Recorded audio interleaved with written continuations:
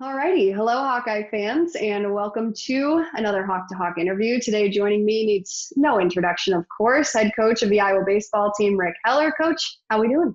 Good, Laura. Thanks for having me on. Yeah, absolutely. Thank you for joining us, and thanks for taking the time today. I know you said you've been making a lot of these calls. I would assume talking to your team, right? Are you communicating over Zoom just like this with them?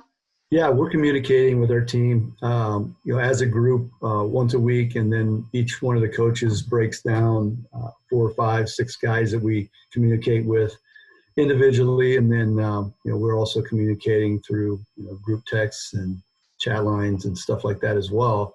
But a lot of other calls too with committees, and with all this going on, head coaches meetings with our administration who keeps us well informed, and recruits, just a lot of calls, and just trying to stay up to date and starting to fall into a routine with that. Yeah, not the routine that you're typically used to, of course, during this time of the year. This has got to be like the first spring that you've had without baseball for what, like 30 years or more? Is that right? What's that like for you? Well, I'm going to say probably, counting as a player, more like over 40 years of not having any baseball in the spring. And, that part is tough, obviously. And doing things to keep your mind off that, missing the guys and working with the guys and seeing them play and having the opportunity to go to the field every day. That's the part that you really love about this job. And there's some things that you maybe don't love as much, but are necessities that you have to do, and you just look forward to that reward of being out on the baseball field, and not having that is tough for all of us, and not just here but everywhere, and trying to do the best we can and stay positive and improve and do what we can from afar. Yeah, and I'm kind of looking back at those first 15 games that you guys were able to complete, 10-5, the best 15-game start since 2015. You guys were tied at the top of the Big Ten with Maryland and Penn State. Aside from obviously those positive things and highlights that I just mentioned, what are some other highlights that maybe you can take away from this shortened season? Well, there were a lot of them, and I really liked where our team was. Obviously, it's early, but the progress that we had made, not only from the beginning of the fall to the start of the season, but the progress that we've made actually on the field versus some really tough competition. Big wins like over Arizona, North Carolina, Duke, Kansas twice at home. We had some really, really solid wins against good teams. Our RPI was in a good place. And that was the plan: get off to a good start against competition, put ourselves in a spot where we could possibly get an at-large bid into the NCAA tournament. Really happy with how the team was progressing in all facets of the game, and that was the most impressive part to me. It wasn't just a hot streak with our hitters or our pitchers, really getting hot at a certain time. It was really all three, pitching, hitting, and defense.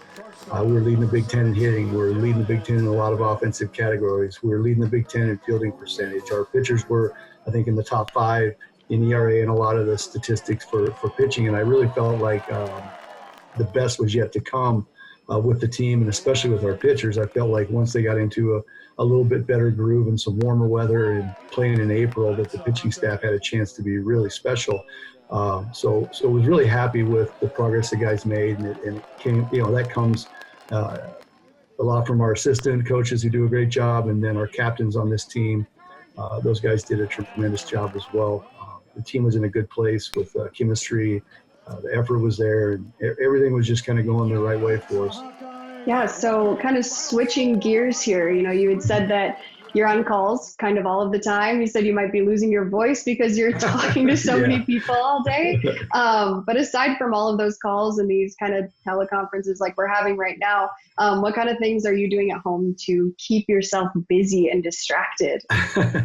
Well, it's been great because I've been able to spend a lot of time with my wife and daughter, and I have a 10-year-old daughter, Vivian, who everybody knows that goes to the ballpark. And so we've been able to play catch and hit wiffle balls in the yard, and go on walks and bike rides. And then we have a little farm in southeast Iowa that we've been able to get down to on the weekends, and that really helps keep my mind away from not being at the field. The first time I've ever been down there in the spring, to be honest with you. And, looking forward to getting down there and doing some things that maybe we haven't been able to do out in the woods, and, turkey season and a lot of things that I haven't been able to do because of baseball. And, we're doing the best we can with it, trying to work out and getting a little better shape. But my wife's such a good cook, it's hard to stay even right now. So with the time we have, and,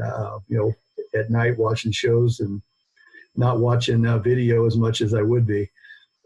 Yeah, there you go. So with your daughter being 10 years old, are you homeschooling at all? Have you become Professor Heller? Well, my wife's doing a way better job at it than I am, but yes, we've got her in a really good routine, and she's doing great with it, and really happy with the progress there. It's a little tough at the beginning, just trying to figure out the best way to attack it, but we're in a good routine with Post-it notes all over. When they're done, they're over on this side, and working through that has been good too.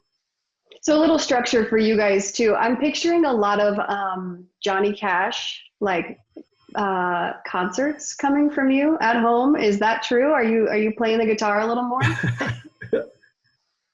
Well, I'm playing it some, about the same as what I was. I was thinking today that I need to start playing more, and actually challenging myself with some things that aren't comfortable, and try to maybe improve a little bit at that now that I do have a little extra time. And I kind of got to a point where I could do what I do, and then I really flatlined it. I haven't really progressed a whole lot since, but I do enjoy playing.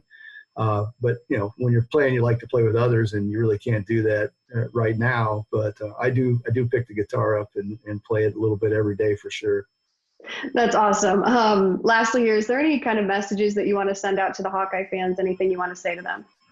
Well, I guess starting out is that, we're all in this together, and to stay positive, be tough. And if you see those in need and you're capable, help them out. And all of us pull together to help those in need.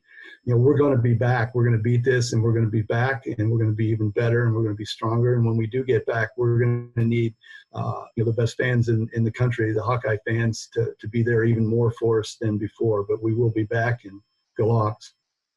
All right, awesome. Coach, thank you again so much for your time, for taking the time out of your day for us today. We miss seeing you guys at Dwayne Banks, of course. I know you guys miss being there, and we can't wait to see you guys there next season. All right, thanks, Laura. Thanks, Coach.